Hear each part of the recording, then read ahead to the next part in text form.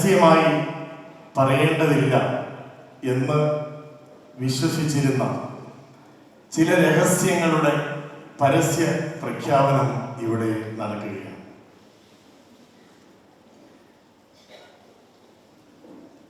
സന്യാസ ജീവിതം, ക്രൈസ്തവ സന്യാസ ജീവിതം എന്ന വിശുദ്ധമായ ദൈവാനുഭവത്തിൻ്റെ, വ്യക്തിപരമായ ദൈവാനുഭവത്തിൻ്റെ പരസ്യമായൊരു പ്രഘോഷണം, അതും കേരളത്തിൻ്റെ മുഖ്യധാര മാധ്യമങ്ങൾക്ക് മുമ്പിൽ ഇന്നോളം ഈ ജീവിതം അർത്ഥപൂർണമായി ജീവിച്ച സമർപ്പിതർ നൽകുകയാണ്. ഇങ്ങനെയൊരു നല്ല സമ്മേളനം സംഘടിപ്പിക്കാൻ മുൻകൈയെടുത്ത സമർപ്പിത സമൂഹങ്ങളുടെ അധികാരികൾക്കും സഹപ്രവർത്തകർക്കും ഹൃദയപൂർവമായ അഭിനന്ദനങ്ങൾ നൽകിയിട്ടുണ്ട്. എൻ്റെ വലിയ ചിന്തകൾ ഞാൻ പങ്കുവയ്ക്കുകയാണ്. 2018 ജനുവരി മാസം 11 മുതൽ 14 വരെ തിരുവനന്തപുരം ഗ്രീൻഫീൽഡ് സ്റ്റേഡിയത്തിൽ, LNCPയുടെ സ്റ്റേഡിയത്തിലും കേരളത്തിൽ ഭിന്നശേഷിയുള്ള മക്കൾ ഒരു സ്പെഷ്യൽ ഒളിമ്പിക്സ് നടത്തി. 15,000-ഓളം ബുദ്ധിപരമായ വെല്ലുവിളി നേരിടുന്ന മക്കളെ ഒരുമിച്ച് ചേർത്ത് ഞങ്ങളൊരു സ്പെഷ്യൽ ഒളിമ്പിക്സ് നടത്തി. ഗിന്നസ് വേൾഡ് റെക്കോർഡ് ചെയ്തു. 4 ദിവസം നീണ്ടു നിന്ന ഒളിമ്പിക്സാണ്. അതിന് 2ാം ദിവസം LNCPയുടെ കാര്യവട്ടത്തെ LNCPയുടെ ഗ്രൗണ്ടിൽ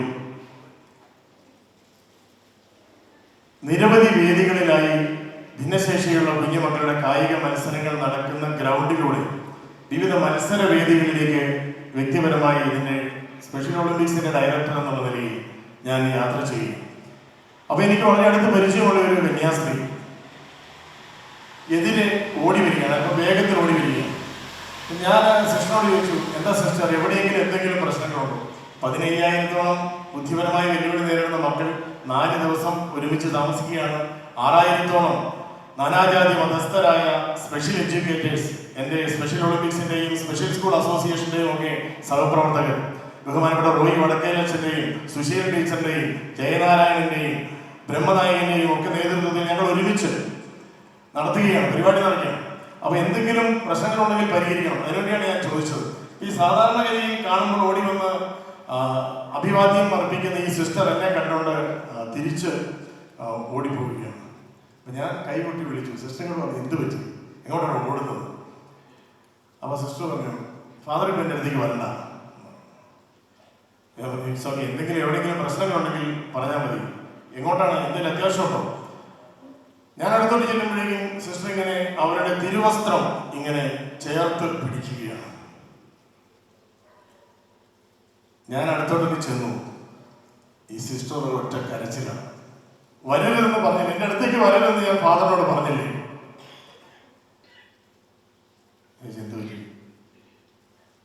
എന്താണ് ഈ വിഷമത്തിന് കാരണം? വിഷമമൊന്നുമില്ല.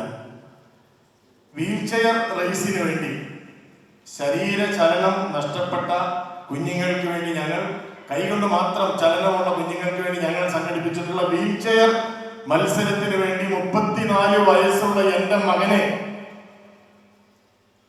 ഞാൻ എളിയിലെടുത്തുകൊണ്ട് മത്സരവേദിയിലേക്ക് ഓടുകയായിരുന്നു. അവൻ എൻ്റെ എളിയിൽ ഇരുന്നു കൊണ്ട് വിസർജിച്ചു. അവന് മത്സരിക്കണ്ടേ? ഞാൻ എൻ്റെ കൈ കൊണ്ട് അവന്റെ നിക്കറിനുള്ളിൽ നിന്ന് അവന്റെ വിസർജ്യം എടുത്ത് എന്റെ തൂവാലയിൽ പൊതിഞ്ഞ് എന്റെ പോക്കറ്റിൽ ഇട്ടിരിക്കുകയാണ്. മൊബൈൽ ടോയ്ലറ്റിലേക്ക് ഉള്ളു. ഫാദർ പ്ലീസ് വരുന്നത്. ഇത് പറയുന്നത് കേരളത്തിലെ ഒരു കന്യാസ്ത്രീയാണ്.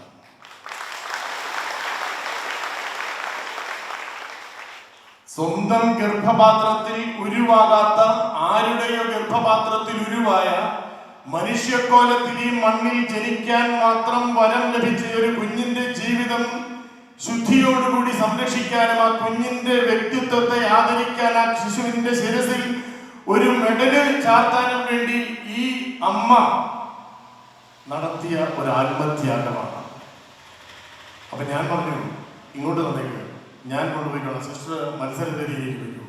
അപ്പൊ സിസ്റ്റർ പറഞ്ഞു, ഫാദറിന്റെ കയ്യിൽ ദുർഗന്ധമാക്കണ്ട, എനിക്ക് സുഗന്ധമുണ്ട്. ഏത്? മറു പോക്കറ്റിൽ നിന്ന് ഒരു ജപമാല എടുത്തുയർത്തി ഈ സഹോദരി പറയുകയാണ്, ഈ ദുർഗന്ധം തീർക്കാൻ എനിക്ക് ഈ സുഗന്ധം മതി. ഓടുകയാണ് ഇത് പറഞ്ഞിട്ട് മൊബൈൽ ടോയ്ലറ്റ് തേടി ഓടുകയാണ്. എന്നെ കേട്ടുകൊണ്ടിരിക്കുന്ന ഈ ചാനൽ കണ്ണുകൾക്ക് അപരിചിതമായ ഒരു സുഗന്ധത്തിന്റെ കാര്യമാണ് ഞാൻ ഈ പറഞ്ഞത്. നിങ്ങൾ ഇത് സംപ്രേഷണം ചെയ്യില്ലെന്ന് എനിക്കറിയാം. കാരണം ഇത്തരത്തിലുള്ള ദുർഗന്ധങ്ങൾ സംപ്രേഷണം ചെയ്യാൻ കേരളത്തിന്റെ മാധ്യമ സംസ്കാരം വളർന്നിട്ടില്ല എന്നുള്ളതിന്റെ തെളിവാണ് ഇന്ന് ഈ കേരളം ഈ ചാനൽ ചർച്ചകളിലൂടെ, അന്തിച്ചർച്ചകളിലൂടെയൊക്കെ മലീമസമാക്കുന്ന പവിത്രമായ ഈ സുഗന്ധ ജീവിത ശൈലി എന്ന് ഈ വേദിയിൽ പറയാൻ വേണ്ടിയാണ് കോട്ടയത്ത് നിന്ന് ഞാൻ ഇവിടെ വന്നത്.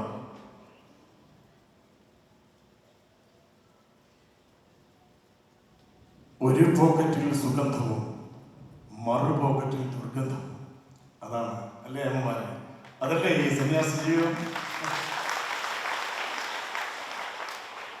അതാണ് സന്യാസ ജീവിതം. അതെന്താണ് എന്ന് മനസ്സിലാക്കാൻ എല്ലാവർക്കും സാധിക്കില്ല. കത്തോലിക്ക സഭയിൽ സന്യാസ ജീവിതം ഞങ്ങൾ വിശ്വസിക്കുന്ന സത്യദൈവം അംഗീകരിച്ച വിശുദ്ധമായ ജീവിതാന്തസ്സാണ് എന്ന് പരസ്യമായി പ്രഘോഷിക്കാനുള്ള ഈ ഒരു വേദി ഞാൻ അഭിമാനത്തോടെ തിരഞ്ഞെടുക്കുകയാണ്. കാരണം പ്രത്യേക വരം ലഭിച്ചവർക്ക് മാത്രം തിരഞ്ഞെടുക്കാൻ കഴിയുന്ന വിശുദ്ധമായ ഒരു ജീവിത ശൈലി കേരളത്തിൽ മാത്രമല്ല ലോകമെമ്പാടുമുള്ള കത്തോലിക്ക സഭയിൽ സത്യദൈവ വിശ്വാസികൾ തെരഞ്ഞെടുത്തിരിക്കുന്നു എന്നതിന്റെ സൂചനയാണ് ക്രൈസ്തവ സന്യാസ ജീവിതം. ഈ കത്തോലിക്ക സന്യാസ ജീവിതം സഭ അംഗീകരിച്ച ജീവിത ശൈലിയാണ്. കത്തോലിക്ക സഭ അംഗീകരിച്ച ജീവിത ശൈലിയാണ്. 2000 വർഷങ്ങളായി ഈ കത്തോലിക്ക സഭയിൽ വിശുദ്ധരായി വാഴ്ത്തപ്പെട്ടിട്ടുള്ള വിശുദ്ധ ജന്മങ്ങളിൽ 90% ഈ സമർപ്പിത ജീവിതത്തിൽ നിന്ന് ത്യാഗോജ്വലമായ ക്രൈസ്തവ സാക്ഷ്യം വഴി വിശുദ്ധരായി തീർന്നവരാണ്.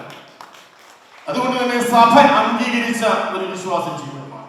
അതുപോലെ തന്നെ ഇവിടെ എന്റെ പ്രിയപ്പെട്ട സഹോദരിമാർ പറഞ്ഞതുപോലെ തന്നെ ഇത് ഈ ലോകം അംഗീകരിച്ച ഒരു ജീവിത ശൈലിയാണ് കേരളത്തിലും ലോകത്തിലുമുള്ള കത്തോലിക്ക സന്യാസ ജീവിത ശൈലി. ഏറ്റവും ആദരവോടെ ലോകത്തിലെ നാനാജാതി മതസ്ഥരായ മനുഷ്യ സഹോദരങ്ങൾ ഏറ്റവും ആദരവോടെ സ്നേഹിക്കുകയും ആദരിക്കുകയും ചെയ്യുന്ന ഒരു സന്യാസ ജീവിത ശൈലിയാണ് കത്തോലിക്ക ക്രൈസ്തവ സന്യാസ ജീവിത ശൈലി. അതുകൊണ്ട് ഈ സന്യാസ ജീവിത ശൈലി എല്ലാവർക്കും എളുപ്പമാണ് എന്നാരും വിചാരിക്കരുത്. ഇത് എല്ലാവർക്കും എളുപ്പമുള്ള ഒരു ജീവിത ശൈലിയല്ല.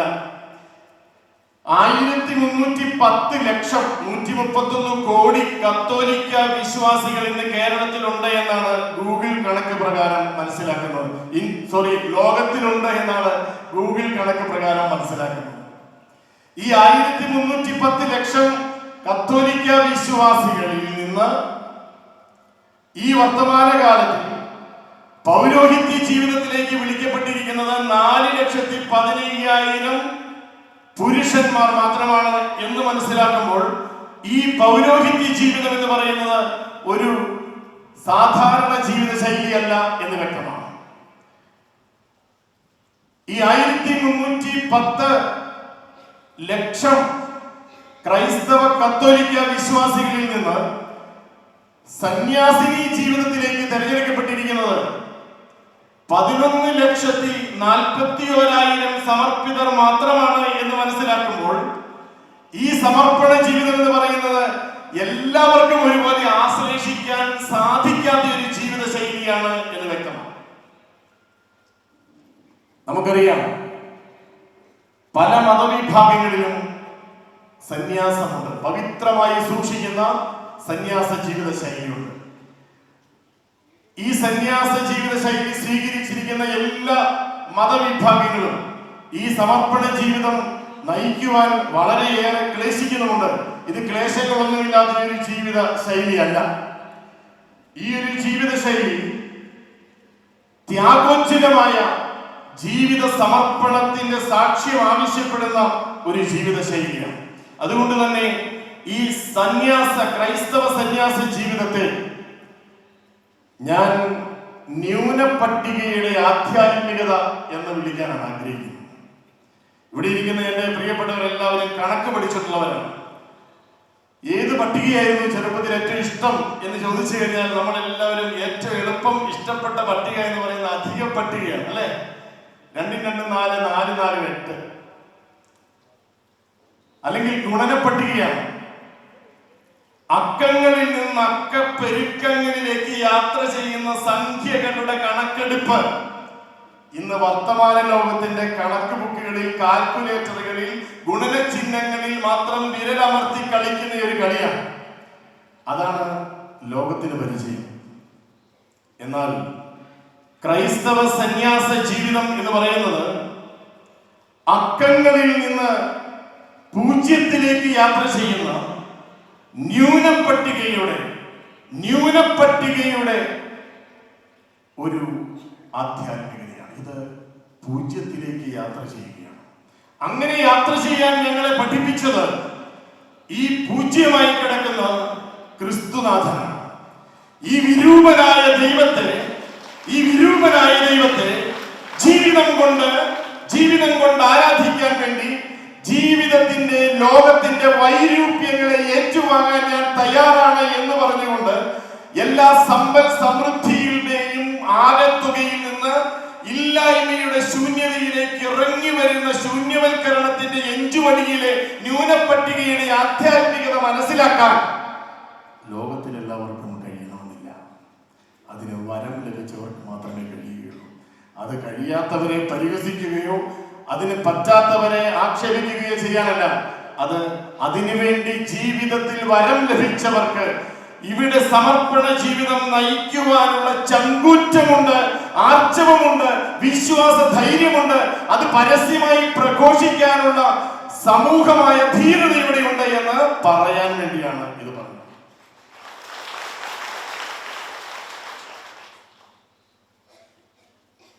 അതുകൊണ്ട് തന്നെ ഇന്ന് ഈ ഇരിക്കുന്ന ഈ കൂട്ടായ്മ ഇത് എന്തെങ്കിലും നേട്ടങ്ങളുടെ കണക്ക് അവതരിപ്പിക്കാൻ, റിപ്പോർട്ട് അവതരിപ്പിക്കാൻ വേണ്ടി ഇവിടെ വന്നിരിക്കുന്ന ഒരു കൂട്ടായ്മയല്ല. ഈ കൂട്ടായ്മ നഷ്ടങ്ങളുടെ കണക്ക് വെറുക്കാൻ വന്ന കൂട്ടായ്മയാണ്. എൻ്റെ ചാനൽ കൂട്ടുകാരോടും എന്നെ കേൾക്കുന്ന എല്ലാ സഹോദരങ്ങളോടും എനിക്ക് പറയാനുള്ളത്, ഈ ക്രൈസ്തവ കത്തോലിക്ക സന്യാസ ജീവിതം ഇത് നഷ്ടങ്ങളുടെ കണക്ക് പെറുക്കുന്ന ഒരു സമൂഹ ജീവിതമാണ്, ഒരു വ്യക്തിപരമായ ജീവിതമാണ്. ഇവിടെ എന്തൊക്കെയാണ് നഷ്ടപ്പെട്ടിരിക്കുന്നത്? ഈ ഒരു സമർപ്പണ ജീവിതം ബോധപൂർവം തിരഞ്ഞെടുക്കുന്ന ഒരു വ്യക്തിക്ക് നഷ്ടപ്പെടുന്നത് എന്താണ്? ഈ ലോകത്തിന്റെ കണ്ണിലൂടെ കാണുമ്പോൾ നഷ്ടപ്പെടുന്ന പലതുമുണ്ട്. ഉടല് നഷ്ടം. ഈ ഉടല് കൊണ്ട് ഈ ലോകത്തിന് മുമ്പിൽ ചെയ്യാമായിരുന്ന, സ്വീകരിക്കാവുന്ന പലതും നഷ്ടപ്പെടുത്തിയിരിക്കുന്നു. ഉടല് നഷ്ടപ്പെട്ടു എനിക്ക്, ഉയിര് നഷ്ടപ്പെട്ടു എനിക്ക്, ഉന്മാദം നഷ്ടപ്പെട്ടു എനിക്ക്. അപ്പൊ നിങ്ങൾ ചോദിക്കും, ഇത് ആര് കെട്ടിവെച്ചിട്ടാണ് ഇത് ചുമന്നുകൊണ്ട് നടക്കുന്നത്? ഇതിട്ടിട്ട് പോയിക്കൂടെ? ഈ നഷ്ടം ഞാൻ ഏറ്റെടുക്കുന്നത് അറിയാതെ ഏറ്റെടുക്കുന്നതല്ല. ഇത് ക്രിസ്തുവിനോടുള്ള സ്നേഹത്തെ പ്രതി, എനിക്ക് വേണ്ടി, ഈ ലോകത്തിന് വേണ്ടി, എന്നെ കേട്ടുകൊണ്ടിരിക്കുന്ന ഈ സഹോദരങ്ങൾക്ക് വേണ്ടി സ്വന്തം ദൈവത്വം തന്നെ ശൂന്യമാക്കി മനുഷ്യത്വത്തിലേക്ക് ശൂന്യവൽക്കരണം നടത്തിയ ഈ ദൈവപുത്രന് വേണ്ടി എന്റെ ജീവിതം ശൂന്യമാക്കാൻ ഞാൻ തയ്യാറാണ് എന്ന് പറഞ്ഞുകൊണ്ട് ബോധപൂർവം ഏറ്റുവാങ്ങിയ നഷ്ടങ്ങളുടെ കണക്ക് വെറുക്കലാണ്. അതിന് അഭിമാനമുണ്ട്. അഭിമാനത്തോടെയാണ് ഈ നഷ്ടങ്ങളുടെ കണക്ക് ഞങ്ങൾ പെറുക്കുന്നത്. ഈ ലോകം ഞങ്ങൾക്ക് തരുന്നതും നഷ്ടങ്ങൾ തന്നെയാണ്. അഭിമാന നഷ്ടം. ഈ ഉടുപ്പിട്ടുകൊണ്ട് ഇന്ന് പുറത്തിറങ്ങി നടക്കുമ്പോൾ അഭിമുഖീകരിക്കുന്ന നിരന്തരമായ ആക്ഷേപധ്വനികളുടെ തുറിച്ചുനോട്ടമുണ്ടല്ലോ, അവിടെ ഉരുകിത്തീരുന്ന എന്റെ സ്വത്വബോധമുണ്ട്. അത് ഞാൻ ആവേശത്തോടു കൂടിയുള്ള എന്റെ ഒരു സമർപ്പണത്തിന്റെ രുചിഭേദമാക്കി വിവർത്തനം ചെയ്യാൻ ആഗ്രഹിക്കുകയാണ്. കാരണം എന്റെ ഉടല് ഞാൻ നഷ്ടപ്പെടുത്തിയിരിക്കുന്നത് അറിഞ്ഞുകൊണ്ടാണ്. എന്റെ ഉന്മാദം ഞാൻ വേണ്ടാന്ന് വെച്ചിരിക്കുന്നത് അറിഞ്ഞുകൊണ്ടാണ്. എന്റെ ക്രിസ്തുവിന് വേണ്ടി, എന്റെ സഭയ്ക്ക് വേണ്ടി, ഞാൻ അംഗമായിരിക്കുന്ന CMI സഭയ്ക്ക് വേണ്ടി, ഞാൻ അംഗമായിരിക്കുന്ന കത്തോലിക്ക സഭയ്ക്ക് വേണ്ടി എന്റെ ഈ ഉടലും ഉയിരും എന്റെ ഉന്മാദവും ഈ ക്രിസ്തുവിന് വേണ്ടി നഷ്ടപ്പെടുത്താൻ ഞാൻ തയ്യാറാണ് എന്ന് പറയാൻ എനിക്ക് സന്തോഷമാണ് എന്നുള്ളതിന്റെ പരസ്യ പ്രഖ്യാപനമാണ് ഈ ഉടുപ്പ്. എന്റെ പ്രിയപ്പെട്ട സഹോദരിമാര്, ഇരുന്ന് മടുത്തു എന്ന് എനിക്കറിയാം. ഒരു ചെറിയ അപേക്ഷയുണ്ട്, ഒന്ന് എഴുന്നേറ്റ് നിൽക്കണം. ഈ ചാനൽ സുഹൃത്തുക്കളോട് എനിക്ക് ഒരു കാര്യം പറയാനുണ്ട്.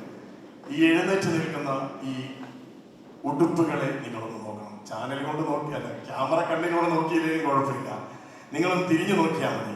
ഇവിടെ ആയിരക്കണക്കിന് സമർപ്പണ ജീവിതത്തിന്റെ ഉടുപ്പുകൾ എഴുന്നേറ്റ് നിൽക്കുകയാണ്. നിങ്ങൾക്കറിയാം, ഒരു ഉടുപ്പിനും തനിച്ച് എഴുന്നേറ്റ് നിൽക്കാനാവില്ല. ഓരോ ഉടുപ്പിനുള്ളിലും ഒരു ഉടല് തിരികെ വെച്ചിട്ടുണ്ട്. ഇങ്ങനെ ലക്ഷക്കണക്കിന് സമർപ്പണ ജീവിതത്തിന്റെ വിശുദ്ധ ചിഹ്നങ്ങളായ ഉടുപ്പുകൾക്ക് എഴുന്നേറ്റ് നിൽക്കാൻ വേണ്ടി ഞാൻ ഉടല് നൽകാൻ തയ്യാറാണ് എന്ന് പറഞ്ഞ സമർപ്പണ ജീവിതത്തിന്റെ വിശുദ്ധ സാക്ഷ്യങ്ങളിലേക്കാണ് നിങ്ങൾ ഈ ക്യാമറ കണ്ണുകൾ തിരിച്ചു വെച്ചിരിക്കുന്നത്. ഇരിക്കാം. ഇവിടെ ഉടുപ്പികൾക്ക് ഉടുപ്പ് ഒരു ചിഹ്നമാണ്. ഈ ഉടുപ്പ് ഒരു ധനഹായാണ് എന്ന് പറയാനാണ് എനിക്കിഷ്ടം. ഈ ഉടുപ്പ് ഒരു എപ്പിഫനിയാണ്. എന്തിന്റെ പ്രത്യക്ഷീകരണമാണ് ഈ ഉടുപ്പ്? സമർപ്പണ ജീവിതത്തിന്റെ, സന്യാസത്തിന്റെ പ്രത്യക്ഷീകരണമാണ് ഈ ഉടുപ്പ്. ഈ ഉടുപ്പ് എഴുന്നേറ്റ് നിൽക്കില്ല. ഈ ഉടുപ്പ് തനിച്ച് നടക്കില്ല. ഈ ഉടുപ്പ് എഴുന്നേറ്റ് നിൽക്കണമെങ്കിൽ ഒരു ഉടൽ അതിനുള്ളിലുണ്ടാവണം. ഈ സമർപ്പണ ജീവിതം സ്വീകരിച്ചവരിൽ തന്നെ ഈ ഉടുപ്പിനുള്ളിൽ നിന്നും ഉടലൂർന്നു പോയ ലക്ഷക്കണക്കിന് വിശുദ്ധ ജന്മങ്ങളുണ്ട്. കാരണം ഉടലിന് ഒരു സമയമുണ്ട് ഈ ലോകത്തിൽ, അത് ദ്രവിച്ചു തീരും. ജീവൻ പറഞ്ഞു പോകുമ്പോൾ ഉടല് ഉടുപ്പിൽ നിന്ന് ഊർന്നു പോകും. എന്നാൽ ജീവൻ പറഞ്ഞു തീരുന്നതിന് മുമ്പ്, ഉടുപ്പിൽ നിന്ന് ഉടൽ ഊർന്നു പോകുന്നതിന് മുമ്പ്, ഉടലിൽ നിന്ന് ഊർന്നു പോകുന്ന ചില ഉടുപ്പുകളുണ്ട്. അത് ആ ഉടുപ്പിന്റെ അഭംഗി കൊണ്ടല്ല, ആ ഉടുപ്പിന്റെ അളവ് തെറ്റുകൊണ്ടല്ല എന്ന് എന്റെ പ്രിയപ്പെട്ടവരിൽ പലർക്കും മനസ്സിലാവില്ല. അത് ഉടുപ്പിനുള്ളിൽ ഉരുകാൻ പറ്റാത്ത ഉടലിന്റെ ചൊറിച്ചിലുകൊണ്ടാണ് എന്ന് ഈ ലോകത്തിന് മനസ്സിലാകാത്ത ഒരു കാലത്താണ് ഈ ഉടുപ്പിന് എഴുന്നേറ്റ് നിൽക്കാൻ വേണ്ടി ഉടല് കൊടുക്കാൻ ഞാൻ തയ്യാറാണ് എന്ന് പറഞ്ഞുകൊണ്ട് ഇവിടെ ആയിരക്കണക്കിന് സമർപ്പിതർ ഈ ത്യാഗപൂർണമായ ജീവിതത്തിന് സാക്ഷ്യം വഹിക്കുന്നത് എന്നെ പ്രിയപ്പെട്ടവരറിയും.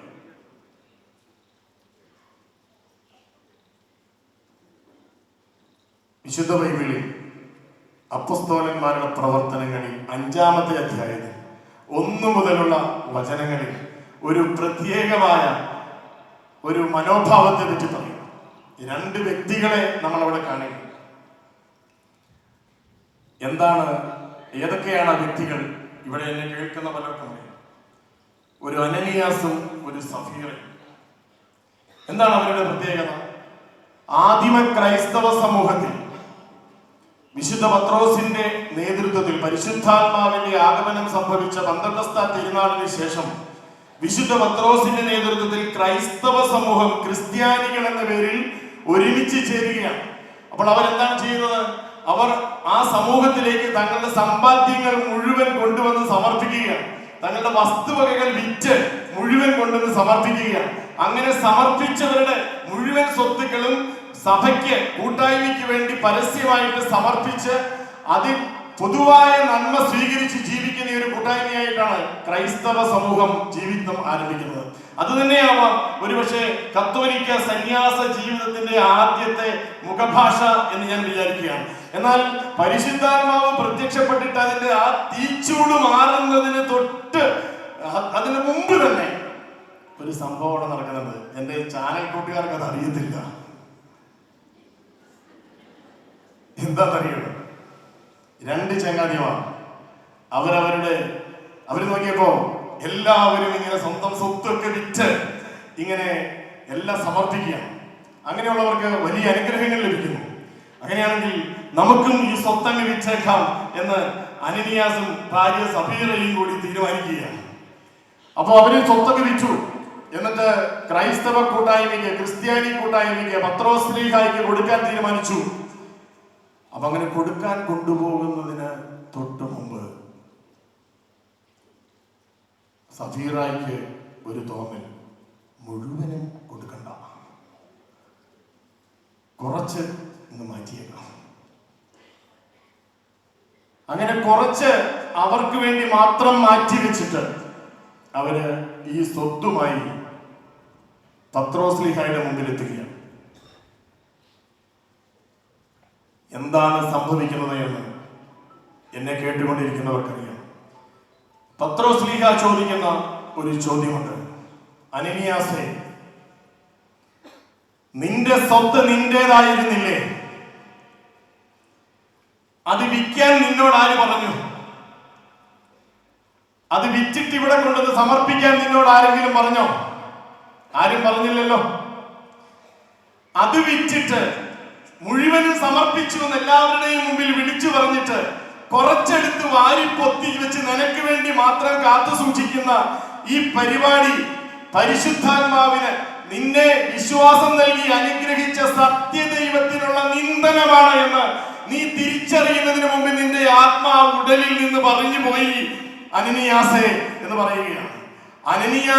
അനനിയാസിന്റെ ഉടലിന് വേണ്ടി കാത്തു സൂക്ഷിച്ച ആ ഭൗതിക സമ്പത്തിലേക്ക് തിരിഞ്ഞു നോക്കുന്നതിന് മുമ്പ് അവന്റെ ഉടലിൽ നിന്ന് അവന്റെ പ്രാണൻ പറഞ്ഞ് അവൻ മരിച്ച് നിലത്ത് വീഴുകയാണ്.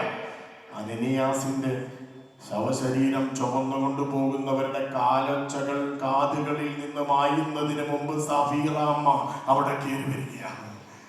സഫീറാമ്മ ഓടിക്കേറി വന്നിട്ട് ഈശോ മിശിഹായ്ക്ക് സ്തുതി പറയുന്നു, സ്തോത്രം പറയുന്നു. അങ്ങനെ സമ്പൂർണമായി ഞങ്ങളും സമർപ്പിച്ചതാ ക്രൈസ്തവ സഭയിലേക്ക് മടങ്ങി വന്നിരിക്കുന്നു എന്ന് സഫീറാമ്മ പറയുമ്പോൾ പത്രോസിനൊന്നേ പറയാനുള്ളൂ, കത്തോലിക്ക സഭയ്ക്കൊന്നേ പറയാനുള്ളൂ, സഫീറ നിനക്കും പോകാം അനനിയാസിന്റെ വഴിയിലൂടെ. പ്രിയപ്പെട്ടവരെ, സഫീറ സിൻഡ്രം എന്ന് ഞാൻ ഈ സ്വഭാവത്തെ വിളിക്കുകയാണ്. കത്തോലിക്ക സഭ ആരംഭിച്ചതിന്റെ പിറ്റേ ദിവസം തുടങ്ങിയതാണ് സഫീറ സിൻഡ്രം. മനസ്സിലാക്കണം, കത്തോലിക്ക സന്യാസം തുടങ്ങിയതിന്റെ പിറ്റേ ദിവസം ആരംഭിച്ചതാണ് സഫീറ സിൻഡ്രം. ഇത് പക്ഷേ ലോകത്തിന് അറിയത്തില്ല. സഫീറ സിൻഡ്രം സൂക്ഷിച്ചു വെച്ച് സമ്പൂർണ്ണ സമർപ്പണം നടത്തിയിട്ട് എനിക്കുള്ളത് ഞാൻ കട്ടെടുക്കുന്നു, സമ്പൂർണമായി ക്രിസ്തുവിനെ ഞാൻ സമർപ്പിച്ച എന്റെ ജീവിതത്തിന്റെ കാഴ്ചദ്രവ്യത്തിൽ നിന്ന് എന്റെ ആസക്തി പൂരിപ്പിക്കാൻ വേണ്ടി, എന്റെ കൊതിക്കൂറ തീർക്കാൻ വേണ്ടി കാഴ്ചദ്രവ്യത്തിൽ നിന്ന് കട്ടെടുക്കുന്ന സഫീറ സിൻഡ്രത്തിന് ഈ ചാനൽ കണ്ണുകൾ പ്രിയപ്പെട്ടതാണ്. യെസ്, നിങ്ങൾക്കത് പ്രിയപ്പെട്ടതാണ്. കാരണം അത്തരത്തിലുള്ള സഫീറമാർക്കാണ് ഇന്ന് ചാനൽ ചന്തകളുടെ റേറ്റിംഗ് ക്ലബുകളിലെ മാർക്കറ്റ് വാല്യൂ കുത്തനെ ഉയർന്നു നിൽക്കുന്നത്. അത്തരത്തിലുള്ള സഫീറമാർക്കാണ്. അത്തരത്തിലുള്ള സഫീറമാർക്ക് മുന്നിലൂടെയാണ് ജനലക്ഷങ്ങൾ ക്രിസ്തുവിൽ വിശ്വസിച്ചതും സമ്പൂർണമായി ജീവിതം സമർപ്പിച്ചതും ആ ത്യാഗത്തിന് വില പറഞ്ഞവരുടെ മുമ്പിൽ സ്വന്തം രക്തവും ജീവനും പറിച്ചു നൽകി ക്രൈസ്തവ സാക്ഷ്യം നൽകി ജീവിച്ചു കൊണ്ടിരിക്കുന്നതും എന്ന് എന്റെ പ്രിയപ്പെട്ടവരിൽ പലരും മനസ്സിലാക്കുന്നില്ല.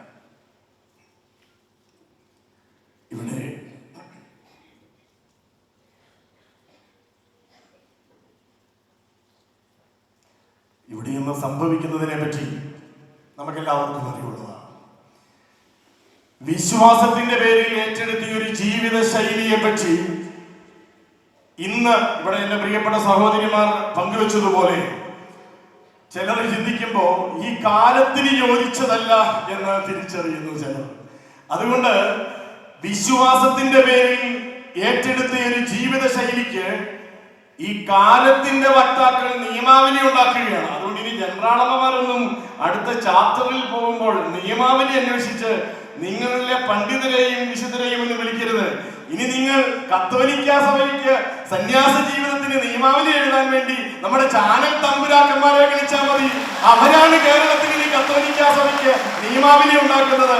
അവര് പറയുന്ന ന്യായപ്രമാണം അനുസരിച്ച് വേണം എന്റെ പ്രിയപ്പെട്ടവർ ഇനി ജീവിക്കാൻ. അല്ലെങ്കിൽ ഇവിടെ വഴി നടക്കാൻ സമ്മതിക്കില്ല കേട്ടോ. വളരെ ബുദ്ധിമുട്ടാണ്, വളരെ ബുദ്ധിമുട്ടാണ്.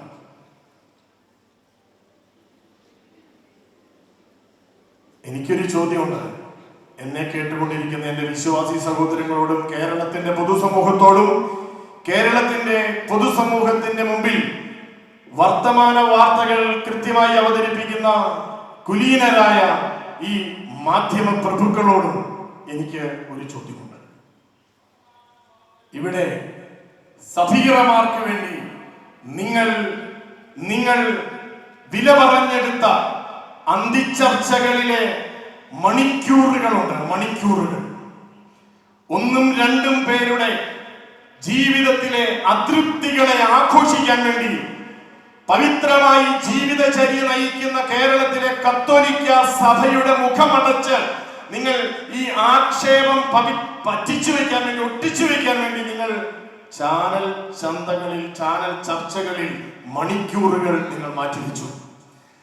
ഇന്ന് മാനന്തവാടി രൂപതയുടെ നേതൃത്വത്തിൽ മാനന്തവാടിയിലെ സന്യസ്ത സംഗമം, അഭിമന്യരായ സന്യാസ അധികാരികളുടെ നേതൃത്വത്തിൽ ഇന്നിവിടെ നടത്തിയ ഈ സംഗമത്തിൽ ഇവിടെ അവതരിപ്പിച്ച സന്യാസ ജീവിതത്തിന്റെ സത്യത്തോടൊട്ടി നിൽക്കുന്ന പ്രസ്താവനകളും അനുഭവക്കുറിപ്പുകളും 10 മിനിറ്റ് ഒക്കെ ഇങ്ങനെ വീതം വെച്ച് ചാനൽ ചർച്ചയുടെ ഭാഗമാക്കാൻ നിങ്ങൾ ആരെങ്കിലും മുതിരുമോ? അങ്ങനെ നിങ്ങൾ തന്നെ നാട്ടിച്ചു ഗുണം വരുത്തിയ കേരളത്തിലെ കത്തോലിക്ക സഭയുടെ പവിത്രമായ സന്യാസ ജീവിത ശൈലിക്ക് വന്നിട്ടുള്ള സാമൂഹികമായ അപജയത്തിന് നിങ്ങൾ തന്നെ പരിഹാരം കാണുമോ എന്ന് ഈ വേദിയിൽ കത്തോലിക്ക സഭയെ പ്രതിനിധീകരിച്ച് ചോദിക്കാൻ ഞാൻ ആഗ്രഹിക്കുകയാണ്.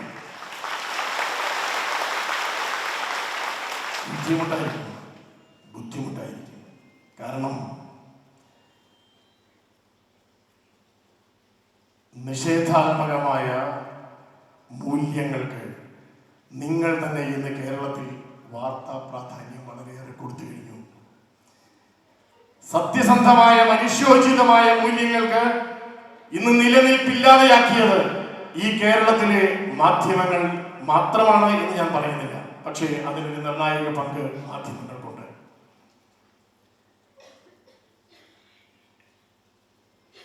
ഞങ്ങളിവിടെ ജീവിക്കുന്ന സമർപ്പണ ജീവിതം, കത്തോലിക്ക സഭ കേരളത്തിൽ, ഇന്ത്യയിൽ ചെയ്തുകൊണ്ടിരിക്കുന്ന, ലോകത്തിൽ ചെയ്തുകൊണ്ടിരിക്കുന്ന നിസ്തുലമായ സേവന കർമ്മങ്ങൾ,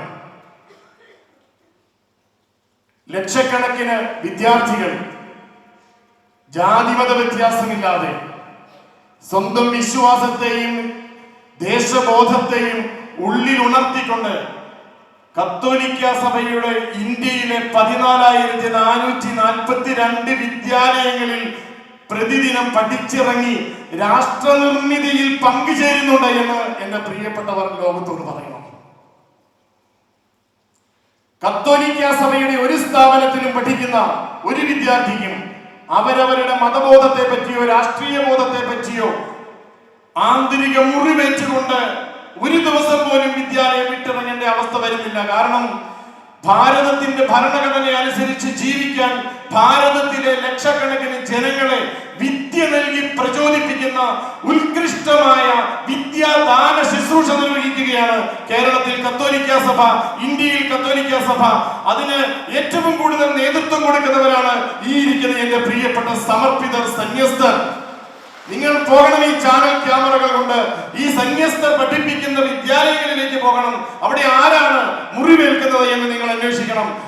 ആത്മാർപ്പണത്തോടുകൂടി നടത്തുന്ന വിദ്യാദാന ശുശ്രൂഷയിൽ നിന്ന് ഈ ലോകത്തിന്റെ, ഇന്ത്യയുടെ, കേരളത്തിന്റെ അഭിമാനങ്ങളായി വളർന്നു വന്ന നാനാജാതി മതസ്ഥരായ രാഷ്ട്ര നേതാക്കൾ, സാമുദായിക നേതാക്കൾ, രാഷ്ട്രീയ നേതാക്കൾ, ഈ ഇരിക്കുന്ന ഈ ഉടുപ്പുകൾക്ക് എഴുന്നേറ്റ് നിൽക്കാൻ ഉടനെ കൊടുക്കുന്ന ഈ ത്യാഗ ജീവിതങ്ങൾ കൊണ്ട് ഈ കേരളത്തിനും പൊതുസമൂഹത്തിനും നൽകിയ സമ്മാനമാണ് എന്ന് നിങ്ങൾ പറയണം.